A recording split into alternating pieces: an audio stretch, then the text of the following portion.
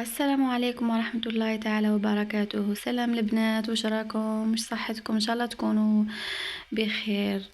اليوم جيتكم بروتين جديد وفيه وصفات، فيه متنوع من كل فن شوي.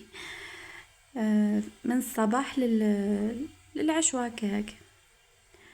بون الصباح يعني باينه كي نوضو كي العوايد نفرزو فراشاتنا.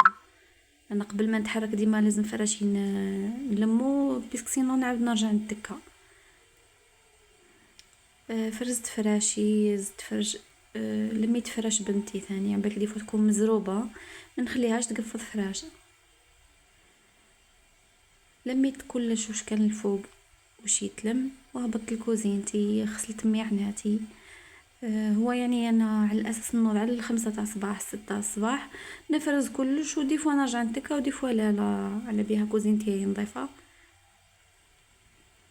كملت الكوزينه ورحت فرزت شويه الصالون. عندك خصني شويه، بغيت ناسبيري لي فوتاي، لقيتهم معمرين غبره. وتعرفوا باللي احنا وين يكون لاتيلي العائلات الجزائريه اون جينيرال كامل، نحوسوا وين يكون لاتيلي تلقاو هذيك البلاصه ديما تتلبس ثمثم. هنا فرزت لي فوتاي تاعي، مسحت، عقبت نشاف، انا ما صورتش. ودخلت الكوزينه، بديت سبقت في الغداء. قلت ندير كسره، مش راح نقولكم 1 دقيق، ربي يكثر وفرات.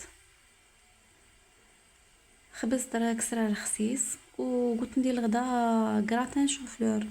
هذا واش كان عندي في الفريجيدار، قلت نفرغه ومن بعد نعاودو نقضيه وفرات. هنا قليت بعد ما نكون غليت البروكلو نروح نلوحوه في العظام ونقليوه، ومن بعد نمعسوه كيما هكا بالفرشيطه، ونكونوا ديجا قلينا البطاطا كيما هكا دي بتي كوب هكا. نزيدو لهم العظام، سا ديبون على البلان تاعك. وتزيدي لهم فرماج، دي فوا يكون عندك دجاج، زيتون، الشي اللي عندك ديريه. ومن بعد حطيلو الفرماج، خليه هكا غطيه بالالومنيوم برك باه يطيبوا العظام. هاني بديت نبريباري لا طابل. وهاد لا مايونيز اني خدمتها بيدي، تشوفوها كيف جايه تهبل. وحطيت شويه كاسي. هنا يعني بديت نبريباري. وهاي لكم القراتان تاعي، جات مش ما جاتش شايحه والله، جات هايله.